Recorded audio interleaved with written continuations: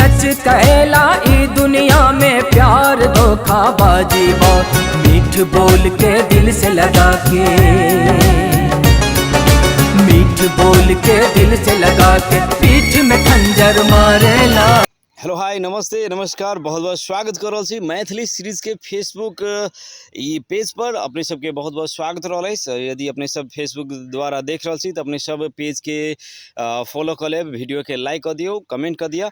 और आइ हम सब अपने सबके लेल बहुत नीक गीत के रिव्यू लऽ के आयल छी। जे गीत रहल पीठ में खंजर मारेला, भोजपुरी भाषा के गीत रहल छथि। और हम सब बातचीत कर रहा छी लाखों दिलों के धड़कन हरेक युवा के पसंदीदा गायक जागेश ठाकुर के बारे में। और जागेश ठाकुर द्वारा गायल गीत ओना तो बहुत रास भाषा में गीत संगीत गैने छथि, जेना कि हिंदी, नेपाली, मैथिली बहुत रास गीत सब सुनले हैं। मुदा आब अपने सब भोजपुरी में एक नया गीत रिलीज भेल छथि।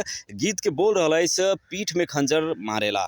जी, पीठ में खंजर मारेला जे गीत अपलोड भेल छथि सीने द्वार यूट्यूब चैनल पर, जाहि में जागेश ठाकुर आ रवि रंजन के आवाज में अपने सब ई गीत सुन सके छी, देख सके छी। सजा तुझे देलू हमरा के पिया, कैसे कटी दिन रतिया।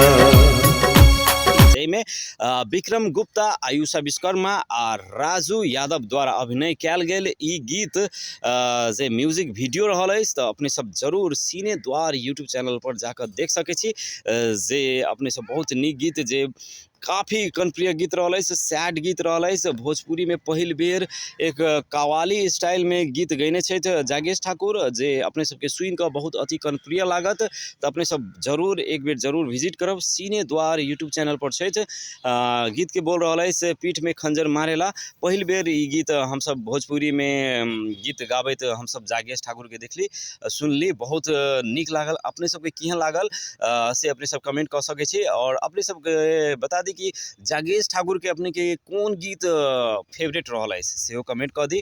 और कौन गीत अहाँ सबके बहुत मन पड़े जागेश ठाकुर के, तो जरूर अपने सब कमेंट करके बताओ। और अपने सब पीठ में खंजर मारेला जे रिलीज भेल छै, बहुत सैड गीत भोजपुरी भाषा में रिलीज कैल गेल अछि, गीत गाओल गेल अछि, जाहिमें जागेश ठाकुर और रवि रंजन द्वारा बहुत अति कनप्रिय गीत रहल अछि। तो अपने सब जरूर विजिट करू, देखू। सीने द्वार यूट्यूब चैनल पर रिलीज भेल अछि और बहुत काफ़ी सारा प्यार मोहब्बत मिल रहा है इस गीत के। और एनाहिते नया नया गीत सब जागेश ठाकुर के हम अपना सबके समक्ष आबैत रहे। और एने हरेक गीत सबके रिव्यू अपने सबके तो देबेटा करब। तो ताई के लेल अपने सब पेज के फॉलो कर लिया, ई वीडियो के लाइक कर दियो, कमेंट कर दू। अपने सबके ई वीडियो केहन लागल अपने सब कमेंट करके जरूर बताएब। और जागेश ठाकुर के अपने सब जे सबसे ज़्यादा फेवरेट गीत, सबसे ज़्यादा वायरल गीत कौन रहा है से अपने सब कमेंट करके जरूर बताबी। भेटे छी दोसर वीडियो में, तखन के लेल बाय बाय, नमस्ते। सजा जे देलू हमरा के अब कैसे हम जी पाइब, मर जाइब हो